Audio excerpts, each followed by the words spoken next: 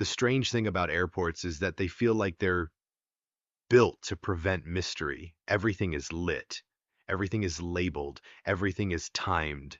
People scan here, swipe there, stand behind this line, follow that sign.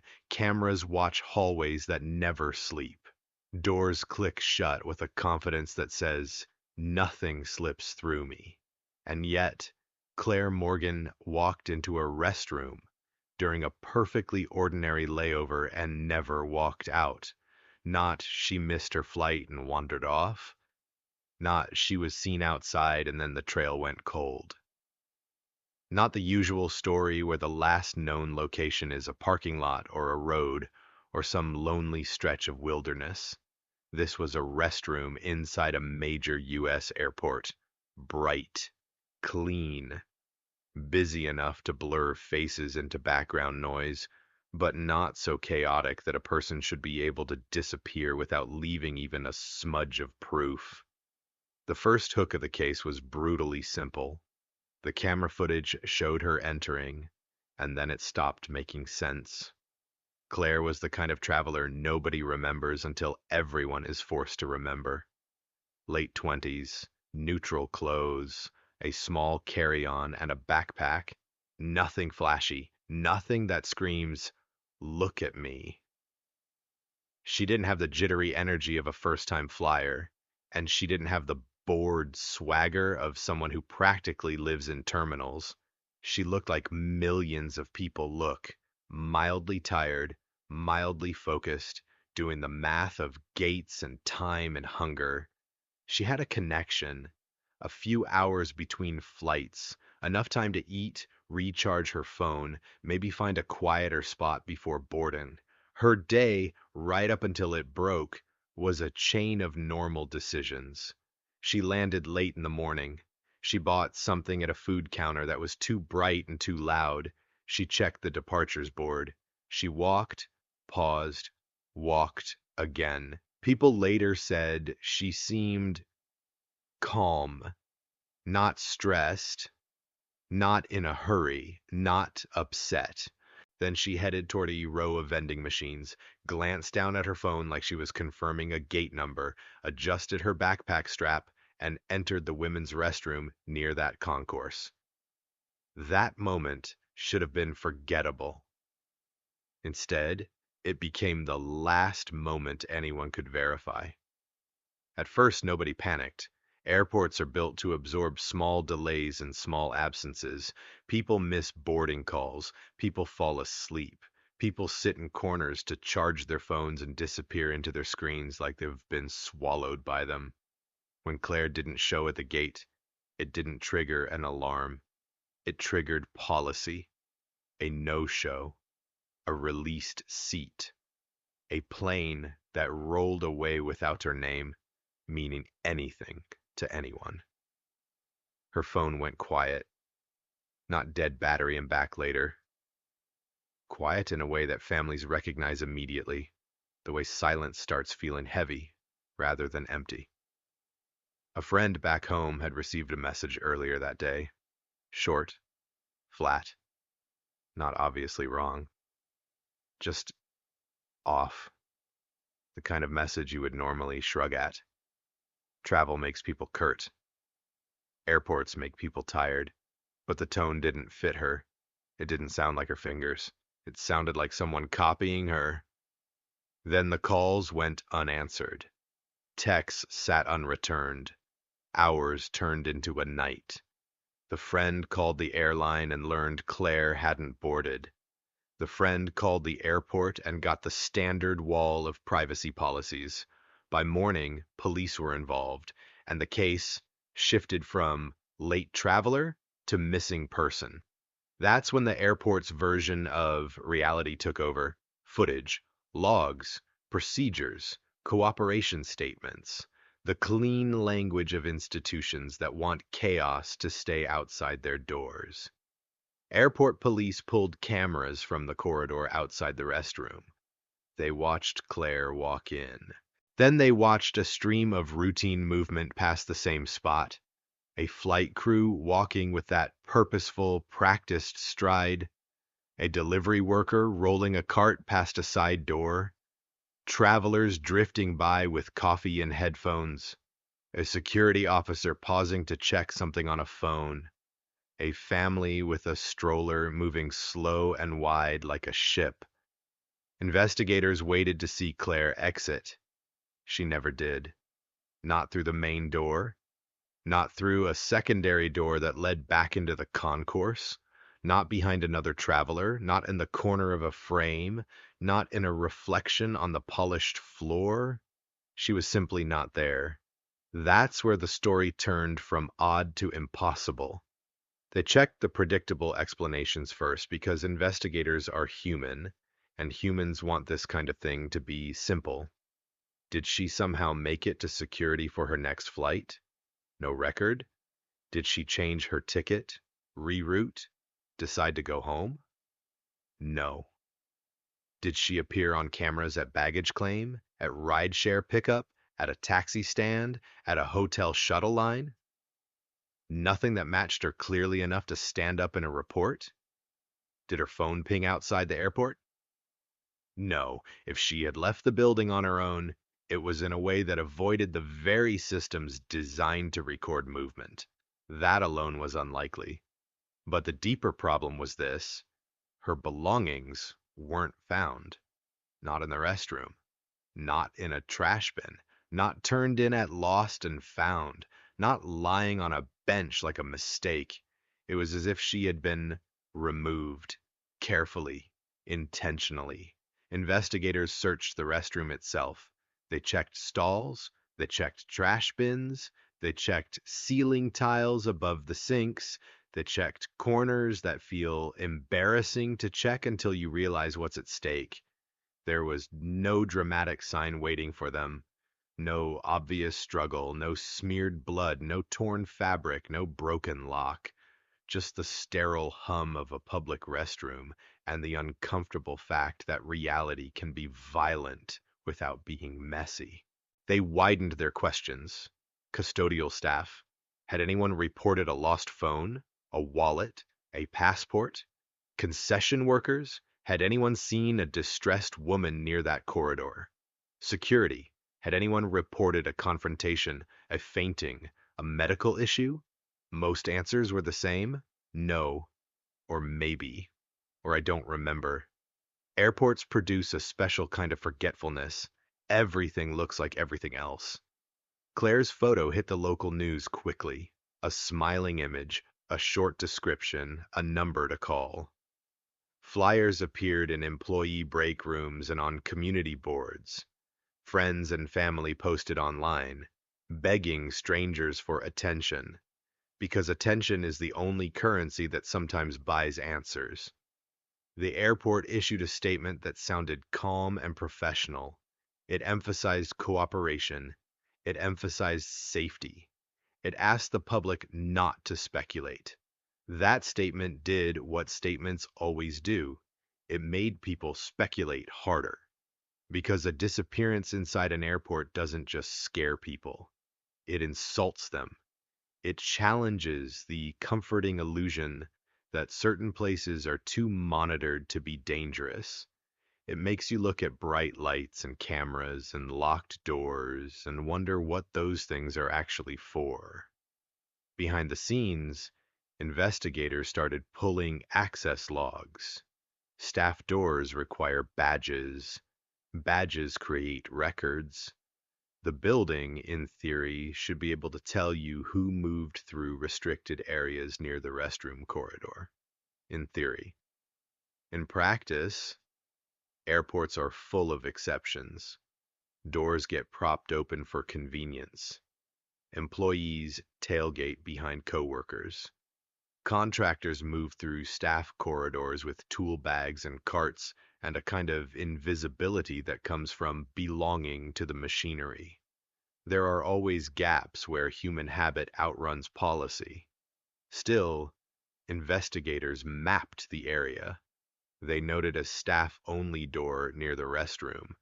They noted a narrow utility closet that controlled ventilation and plumbing runs. They noted the presence of service corridors behind public walls. A senior maintenance engineer, someone who had been around long enough to remember older renovations, walked investigators through the airport's bones, the parts passengers never see. Service corridors, mechanical rooms, old routes sealed off during updates, spaces that exist because a building needs lungs and veins and hidden passageways to function. The engineer pointed out something that felt small, but wouldn't leave the room once it was said. He said there were areas around that concourse that were quiet. Not quiet like peaceful, quiet like forgotten. Spaces where people sometimes slipped away for breaks. Spaces where you could stash something. Spaces where accountability didn't reach as well as the cameras reached. That word, stash, made investigators look at the case through a different lens, because stash is not a missing person word. It's a contraband word. Investigators dug into the airport's internal security records. They found reports that, at first glance, didn't seem connected to Claire at all. Missing items from shipments, small but expensive losses that quietly add up. Electronics, high-end goods, cases of alcohol from bonded storage, things that disappeared just often enough to make internal security suspicious, but not loudly enough to make headlines. It looked like a low to mid-level theft problem, the kind airports try to solve quietly. Then investigators found something else. Months before Claire vanished, the airport had installed a covert camera in a staff corridor near the concourse. Not a public-facing camera. One aimed at catching internal theft. When investigators asked for the footage from that covert camera, they were told it had been corrupted during a system update. A convenient kind of corruption. The first major twist in the case wasn't a new clue. It was the realization that the airport's own system might have been hiding a different scandal long before Claire ever arrived. Now the suspect pool changed shape. It wasn't just random stranger. It was people with access. People who could move behind walls without triggering suspicion. People who understood the building. Investigators reviewed rosters, custodial crews, facilities staff, contractors who serviced vending machines and refrigeration units, delivery workers who had permission to push carts through staff corridors. They watched corridor footage again and again until their eyes started seeing patterns that might not be there. Then they started looking for something that didn't belong, and they found it in a small, ugly detail. A staff door near the corridor showed subtle damage around the latch. Not a smashed lock. More like repeated pressure, repeated testing. Like someone knew exactly how far they could push it without leaving obvious evidence. It suggested the door had been opened and closed more than it should have. Investigators pulled badge logs around the time Claire entered the restroom. Hundreds of swipes. Too many. So they narrowed the focus to the doors and closets closest to the restroom block. They found an odd entry into a nearby mechanical closet by a contractor badge. The badge didn't prove anything. Contractors enter closets. People do maintenance. That's normal. What wasn't normal was the scope of access. That badge, according to policy, should not have been able to open that closet. Someone had granted that access. Now, investigators had two questions. Why did a contractor have extra permissions, and who approved it? They traced the access change to a facilities supervisor, a man who had been at the airport for years, a man with a clean record, a reputation for being reliable, and that subtle quality that often matters more than paperwork. He knew how the place worked. Investigators interviewed him. He explained it away as convenience. Contractors needed access. It was faster than escorts, busy concourse, routine. It sounded plausible. It sounded boring. It sounded like the kind of thing a reasonable person says when nothing is wrong. But the case wasn't reasonable anymore. The case was a woman who didn't leave a restroom. Investigators dug deeper. They pulled that supervisor's badge logs for the day. They looked at his patterns over the preceding weeks. They found something that did not match his claims. He had accessed a sealed-off corridor area several times in the month after Claire vanished, despite insisting he rarely went there. A sealed-off corridor area. That phrase matters because airports are full of areas that used to connect to something, used to be relevant, and then got walled off after renovations.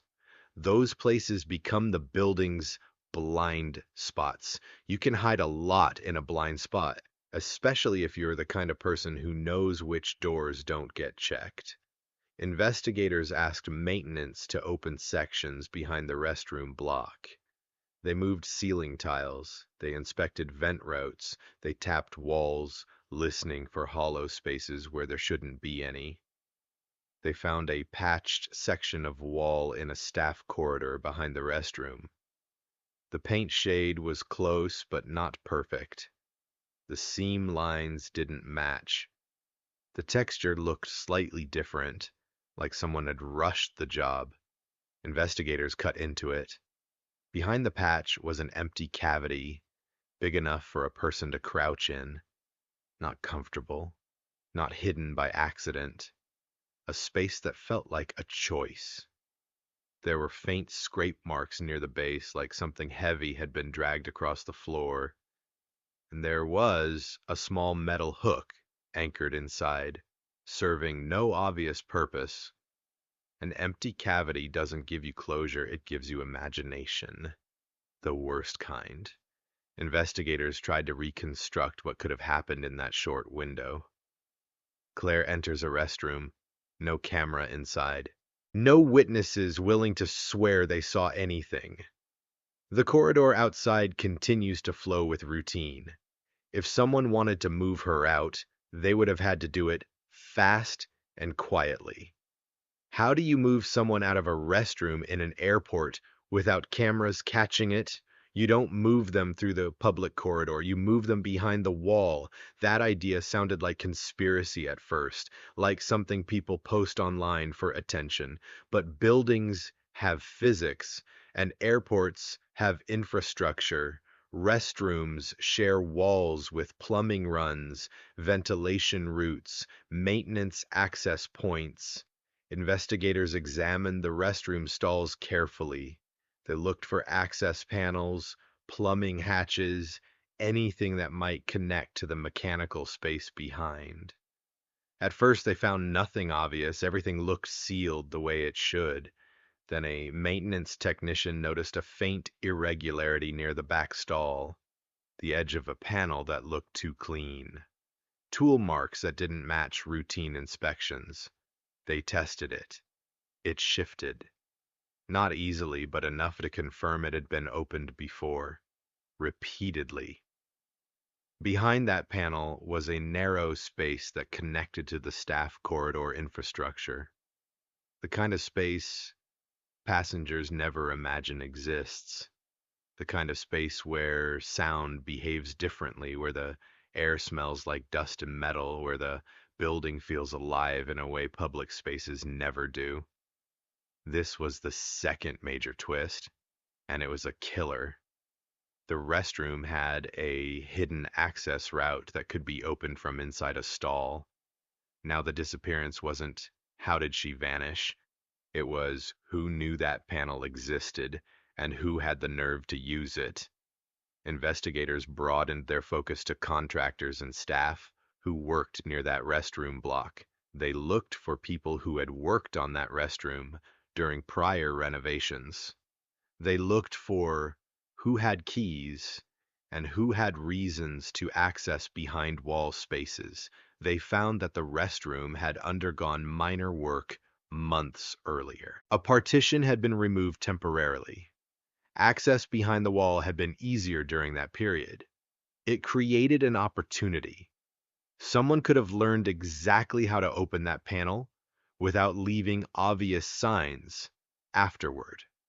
Opportunity is not guilt, but it's a doorway, and the case was made of doorways. Investigators interviewed custodial staff again. They interviewed vending contractors again. They asked the different questions this time. Not, did you see Claire Ganache, but did you see anything odd? Did you hear anything? Did you notice a door propped open? Did you see someone coming out of a staff corridor looking tense? Most people still had nothing. Then one worker mentioned a man near a food counter around the time Claire would have been moving through the concourse. A man who looked irritated. A man who didn't seem like a passenger. He paid cash. He left without taking his change. That detail left the change stuck in the worker's mind because it felt careless. Investigators pulled footage from the food area. They found him. He moved like someone who belonged, not like a traveler searching for signs, not like a tourist staring at screens. He walked with purpose like a staff member, but he wore civilian clothing. They tracked him through cameras until he reached a staff corridor door. The door was propped open. He slipped inside. No badge swipe. No record, just a shape moving from public space into invisible space, as if it were routine. This was the moment the case took on a darker clarity.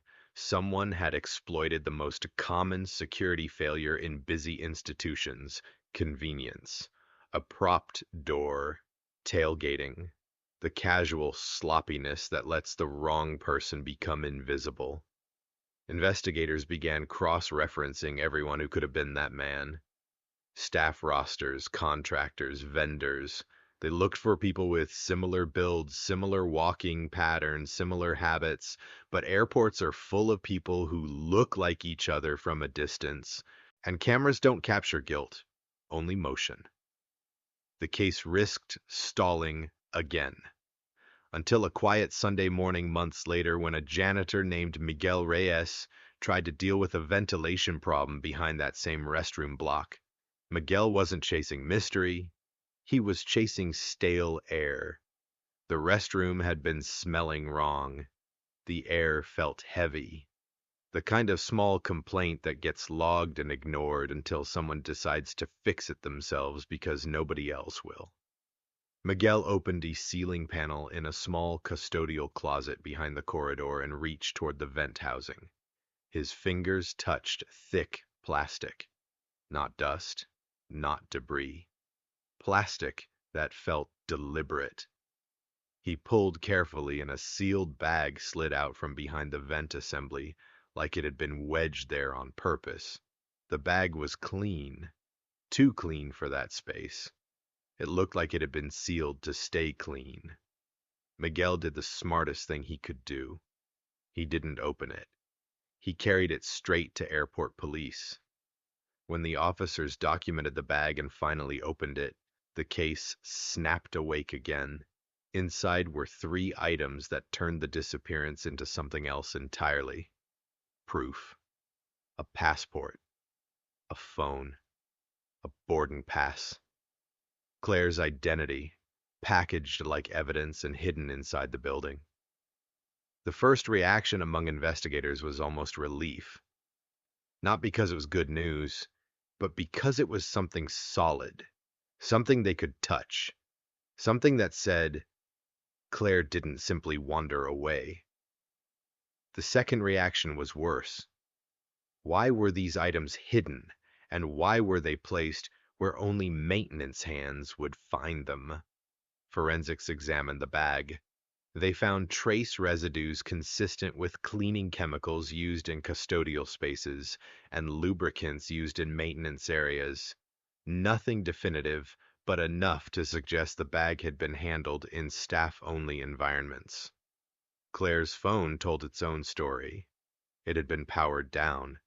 It showed signs of moisture exposure. Not full submersion, but dampness. It suggested the phone had been kept somewhere that wasn't clean or dry, then later sealed. The passport cover showed slight deformation at an edge, like it had been bent and then flattened. These aren't dramatic details. They're the kind of details that make a case feel real. Evidence behaves. Objects carry histories, and these objects carried the history of control. Investigators returned to the behind wall space, the patched cavity, the hidden stall panel. They reopened the corridors that the airport would have preferred to keep quiet. They searched deeper into the building's spine, the infrastructure routes that run beneath and behind concourses. They found a stash nook in an underground service passage, discarded gloves, a cracked flashlight, and two empty sealed bags that matched the one Miguel had found. Now the sealed bag wasn't an isolated act.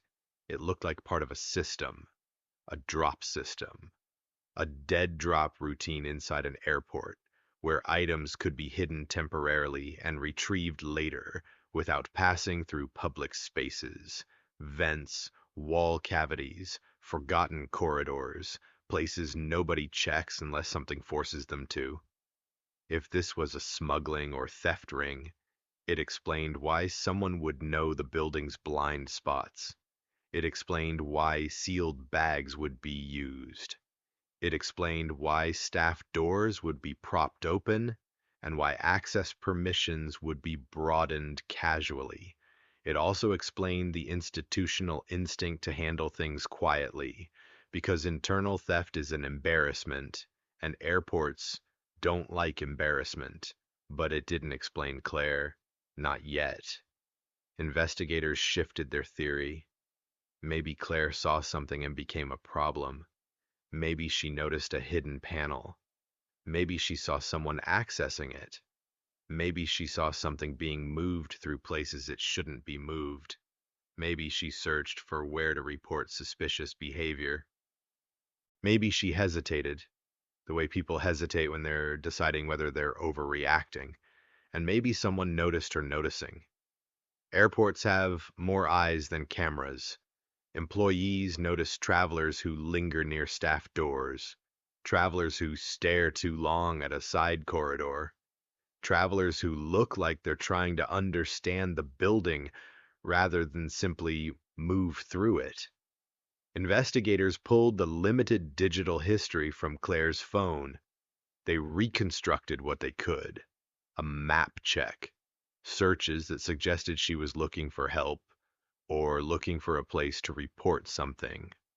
It wasn't a smoking gun. It was a mood of unease. They interviewed staff again with that mood in mind. Different questions, different framing. Not did you see her, but did you see her looking worried? Did you see her hesitating? Did you see anyone watching her? A worker mentioned almost reluctantly that there had been a complaint about a man in that concourse weeks earlier. A man hanging around staff doors, acting like he belonged. Nothing had come of it. There were always people acting odd. Airports absorb oddness the way they absorb noise. Investigators began to connect the supervisor with the access changes, the contractor with the closet entry, and the anonymous man who slipped through a propped door. They also began to connect those threads to the sealed bag. Because hiding a passport and a phone isn't just hiding evidence, it's removing a person's ability to travel and communicate. It's stripping a person down to someone who can't call for help and can't prove who they are. That suggests intent, not panic, not a mistake. Investigators brought federal partners into the case. Once federal agencies become interested, the building changes. Calls get returned faster. Logs get found. People become nervous in visible ways. Corrupted footage suddenly gets revisited, and routine repairs suddenly get asked about with a sharper tone. They audited contractor access, They audited staff permissions. They installed covert cameras again, more carefully, covering the kind of corridor that doesn't show up in glossy airport maps. And that's when the airport's quiet theft problem finally surfaced into the light. A contractor vehicle was stopped at a restricted gate. Inside were high-value items that did not belong to that driver: electronics, luxury goods, cash, enough to confirm that something more organized than petty theft had been living in the airport's blind spots. Phone records linked that contractor to internal staff. The facility's supervisor, same man whose badge logs had looked wrong, was pulled in again. This time he wasn't relaxed. This time his language was careful in a way that suggested he understood the ground shifting under him. He admitted to knowing about some theft. He denied knowing about anything violent. He denied involvement in Claire's disappearance. He tried to position himself as a man who made a bad choice, not a man who crossed an unforgivable line. Investigators didn't accept that answer, but they also didn't have the proof they needed to demolish it. The smuggling ring had paperwork. It had inventory. It had money trails. Those cases move fast because money leaves fingerprints everywhere. Claire's case was different. Human beings don't leave receipts. So investigators returned to the one place where the building itself had seemed to speak: the hidden stall panel and the behind-wall cavity. They tried to imagine what it would take to pull a person through that panel. It would take strength, familiarity, timing. It would take confidence that you could do it without being seen, and that the person couldn't scream loud enough for anyone to react in time. It would also take something else: a place to put her once she was behind the wall. Behind wall spaces connect. They run into service corridors. Service corridors run into utility spines. Utility spines run into loading areas, waste routes, staff parking exits, and underground passages that are practically a second city beneath the airport. The building is bigger on the inside than passengers ever realize. Investigators traced the possible routes out of that restroom block. They identified places where a person could be moved without crossing public cameras. They checked keys. They checked which gates required physical keys rather than badge swipes. Keys are harder to track. They pass between hands. They sit in pockets. They get copied. They searched again and again and again. They found signs of routine human presence in places that should not have had routine human presence. Cigarette butts in a corridor that was supposedly sealed off, water bottles behind a utility panel, scuffs in a passage where nobody goes. None of it proved Claire was there, but it proved people had been there. And if people had been there, people could have hidden things there. The case reached its most painful stage, the stage where investigators have enough evidence to feel the truth, but not enough to prove it cleanly. Claire's family begged for answers. They begged for transparency. They begged for the airport not to treat their daughter like an inconvenience. The airport emphasized policy updates, new locks, new camera angles, improved access controls, statements about safety. It was all useful. It was also insulting, because none of it answered the question that mattered: where is she? The sealed bag became the symbolic heart of the story. A passport is identity. A phone is connection. A boarding pass is movement. Those are the three things that make modern people feel real in public systems. Without them, you're not a traveler, you're a ghost. Whoever sealed that bag was doing more than hiding items. They were packaging a life into objects and burying it behind a vent, like the building itself was being asked to keep the secret. And the cleanest darkest implication was this: the bag might not have been hidden immediately after Claire vanished. It might have been moved later. A controlled discovery, a way to redirect attention, a way to trigger a renewed investigation when the people involved believed they had already cleaned up enough. That theory was supported by the bag's condition. It didn't look like it had been aging in dust for months. It looked preserved. It looked recent. If that was true, then someone kept Claire's belongings for a long time. Someone handled them. Someone decided when and where they would be found. That kind of control is chilling. Investigators tried to track the chain of custody backward. Who had been in that custodial closet area recently? Who had access? Who worked that block? Who could open ceiling panels without raising suspicion? The list was long. Airports run on armies of invisible workers. Miguel, the janitor who found the bag, was questioned thoroughly. His story held. His shock felt real. His routine was documented. He had no reason to stage a discovery. He had only made the mistake of trying to fix stale air on his own. So investigators focused on who could have placed the bag without being noticed. Someone who moved through staff corridors comfortably. Someone who knew where cameras were weak. Someone who understood that a vent stash point would be found by maintenance eventually, but not by passengers. Someone who might have wanted the items discovered, but not too quickly. The smuggling investigation produced more arrests. Contractors, low-level staff, a few people who were suddenly very willing to talk in exchange for lighter charges. One of them mentioned offhand that there had been a problem months ago, a problem that wasn't theft, a problem involving a woman. The person wouldn't give details. Fear does that. Institutions create fear, and criminal rings create a different kind of fear, the kind that makes people speak in half phrases and swallow the rest. Investigators pushed. They learned about an underground passage route used for moving contraband. They learned about wall cavities used as temporary holds. They learned about keys that were never supposed to exist in duplicate but did. They learned enough to believe Claire's disappearance intersected with the ring.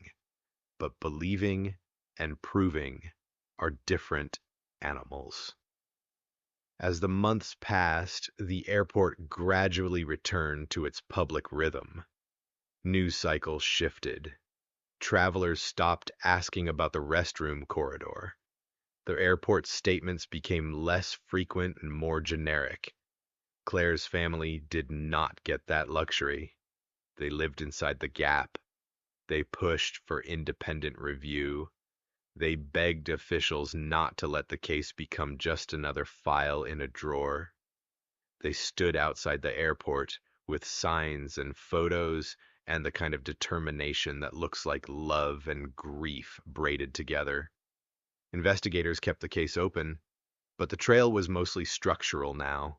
Audit, re-audit, review, re-review. A war of paperwork against a disappearance that had happened in a space with no cameras. The final haunting twist came from something nobody wanted to talk about publicly. During a deep search of an underground section near the concourse, investigators noticed a patch of newer concrete around the base of a support column. Not ancient airport concrete, newer, cleaner, like a repair. Repairs happen. Airports are always under repair. But this repair was out of place. There was no work order, no clear explanation, and the location was the kind of location people use when they want to hide something in plain sight, beneath the assumption that it's just maintenance. Investigators drilled. They found disturbed earth. They found fragments that had to be sent to a lab. The lab results did not provide the clean closure that families dream of. No definitive identification. No announcement that could be made with certainty. No headline that could end the story. Just an implication that something had been buried, and an institutional silence that grew heavier afterward. Claire's disappearance did not end with a confession. It did not end with a rescue. It did not end in the satisfying way stories end when they're written for entertainment rather than lived by real people. It ended in the way many modern mysteries end, with evidence that points toward human intent, and a system that, even when it improves, cannot rebuild what it failed to protect. The airport strengthened access control. It changed contractor permissions. It added cameras to staff corridors. It tightened rules about propping doors. It became, on paper, safer. But none of those improvements could rewind the moment Claire entered that restroom.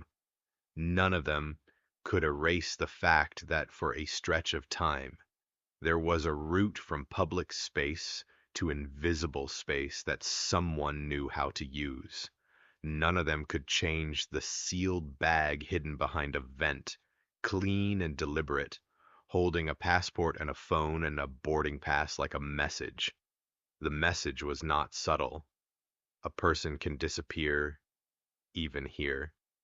And the worst part is that the airport never stopped functioning.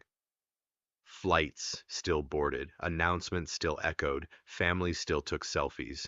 The corridor outside the restroom still filled with travelers who had no idea what had happened a few feet away. People sometimes ask, after hearing about Claire, what the most frightening detail is. It's not the hidden panel, although that panel feels like something out of a nightmare. It's not the patched wall cavity, although it's hard to imagine standing inside a space like that and not feeling sick. It's not even the idea of a smuggling ring, because theft rings exist everywhere humans run systems. The most frightening detail is the quietest one. The last proven moment of Claire's normal life was a small, ordinary action. Walking into a restroom because she was human, and humans do that. And then, without a scream, anyone can confirm, without a witness who can swear to what they saw, without a single, clean frame of footage showing her leaving. She slipped into a blind spot.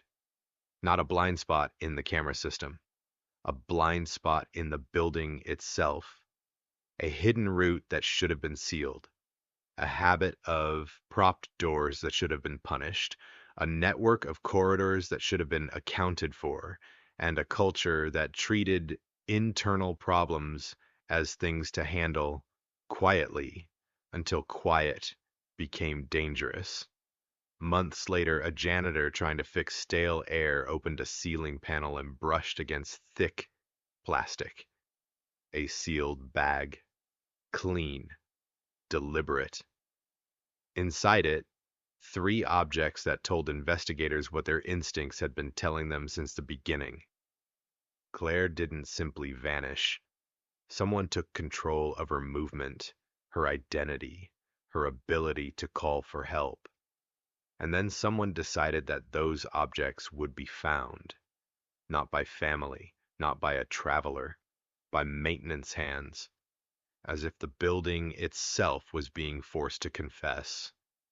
After that discovery, investigators revisited every assumption. They pulled more footage. They audited more access logs. They widened the net. They arrested people connected to theft. They improved systems. They tried, in their own way, to wrestle order back from the fact that a person had disappeared inside a place designed to record everything. But Claire remained missing. Her family kept returning to the same truth. The airport could update policies, but it could not return their daughter. Today, the restroom corridor looks normal. It probably always will. The floor shines. The vending machines hum. Travelers pass through with their own layover problems and their own small frustrations. Nobody wants to think about the invisible city behind the walls.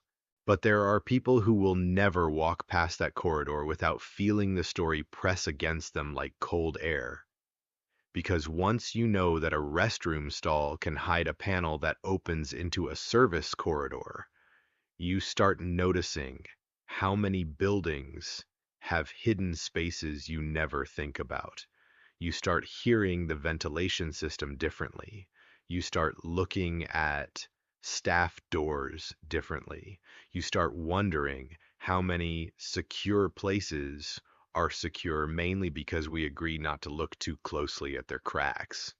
Claire Morgan entered that airport restroom and vanished into a blind spot that should not have existed, and months later her identity returned in a sealed bag behind a vent, like a warning wrapped in plastic, a reminder that the brightest places can still hide darkness, and that sometimes the scariest mysteries don't happen in lonely forests or abandoned houses.